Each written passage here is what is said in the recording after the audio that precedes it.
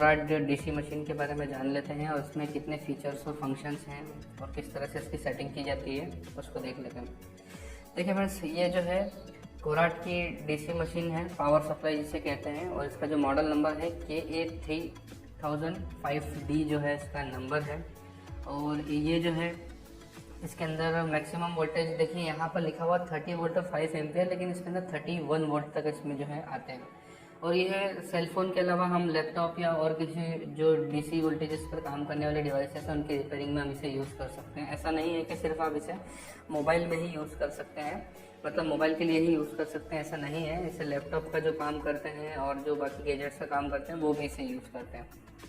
तो देखिए सबसे पहले हम इसके ऑप्शंस को देख लेते हैं।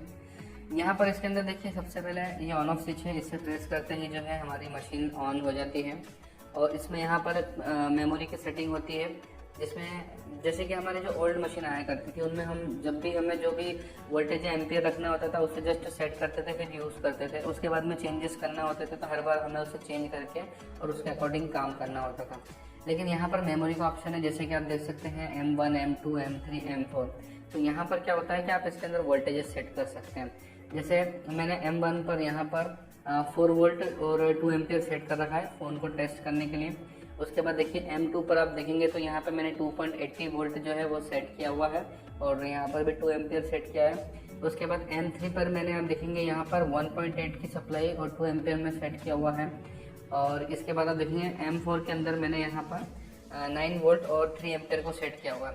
अब देखिए जैसे M1 जो है हमारा फ़ोन टेस्टिंग के लिए नॉर्मली हम यूज़ करते हैं, इसमें 4.2 तक भी आप रख सकते हैं, पर 4 वोल्ट जो है ज़्यादा बेटर रहता है, पर 4.2 भी आप रख सकते हैं, मतलब 4 वोल्ट या 4.2 वोल्ट फ़ोन टेस्टिंग के लिए।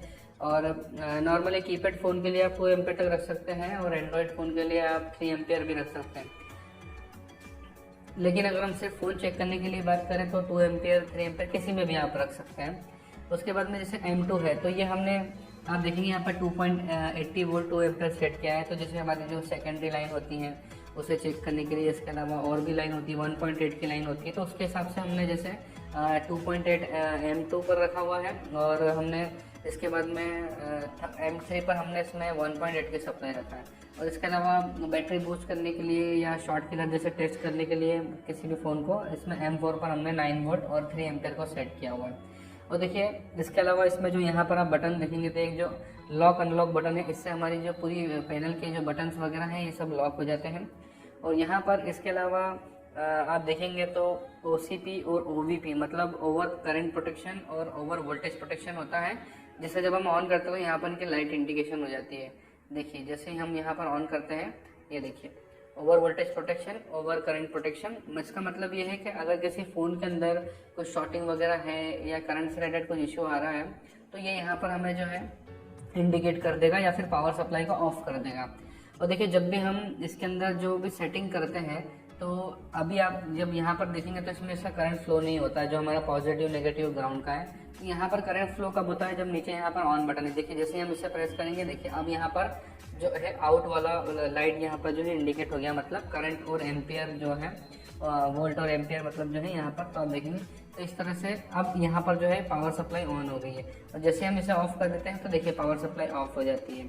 मतलब इसमें जब तक हम सेटिंग करने के बाद, जैसे सपोज हमें 1.8 की लाइन चाहिए तो हम यहाँ पर M3 सिलेक्ट किया क्योंकि M3 पर हमारा 1.8 है। अब इसके आउटपुट के लिए हमें यहाँ पर ये ऑन बटन को प्रेस करना होगा। जैसे हम ऑन करेंगे तो ये देखिए यहाँ पर अब जो एम्पियर जो है आ चुके हैं, जिसमें अब हम चेक जब कंज्यूम करेंगे, किसी फ़ोन को कनेक्ट करेंगे, जितना कंज्यूम होगा पावर तो वो एम्पियर यहाँ पर शो होगा।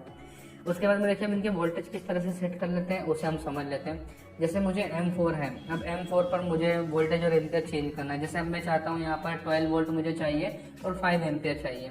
तो देखिए यहाँ पर आप देखेंगे तो ये पॉइंट एडजस्ट करने का नॉब है यहाँ पर। उसके बाद यहाँ पे लेफ्ट और राइट में सिलेक्ट करने का है और यहाँ पर देखिए वोल्टेज करंट का है। अब इसमें देखिए सेट किस तरह से करते हैं। सबसे पहले मैं यहाँ पर ये बटन प्रेस करूँगा, आप देखेंगे ऊपर कर्सर हिलने लगा है। तो अब इसमें मुझे कोई भी चेंजेस करना है, जिस भी वर्ड को, जैसे 9 को 12 करना है तो अब देखिए मैं नॉब से यहाँ पे कर सकता हूँ। ये देखिए मुझे सपोज 12 वोल्ट करना है तो मैं यहाँ से देखिए 12 वोल्ट सेट कर देता हूँ। उसके बाद में मुझे एम्पियर 3 है, मुझे 5 करना है तो मैं जस्ट एक बार और क्लिक करूँगा यहाँ पर। ये देखिए अब यहाँ पर आ गया है। अब इसके बाद में यहाँ पर आने के बाद और ये देखिए इससे जो है 5 एम्पियर पर सेट कर सकता हूँ। इस तरह से जो है हमारी सेटिंग होती है। उसके बाद एक बार इसे जस्ट हम प्रेस कर देते हैं, ऐसे में रिलीज कर देंगे तो वो सेट हो जाता है। तो इस तरह से हमारी जो कोराट की डीसी मशीन है बहुत ही आसान होता है उसकी सेटिंग करना। तो यहाँ पर जो जैसे हमने OVP और OCP जो हमारा चालू है उसे हम ऑफ कर देते हैं। ये प्रोटेक्शन के लिए होता है, अगर किसी तरह से सर्किट में कुछ भी शॉर्टिंग या कुछ करंट को लेकर के होता है तो यहाँ पर हमें इंडिकेशन मिल जाता है। तो इस तरह से देखिए हमारी कोराट डीसी मशीन की हमने आपको सेटिंग बताई है।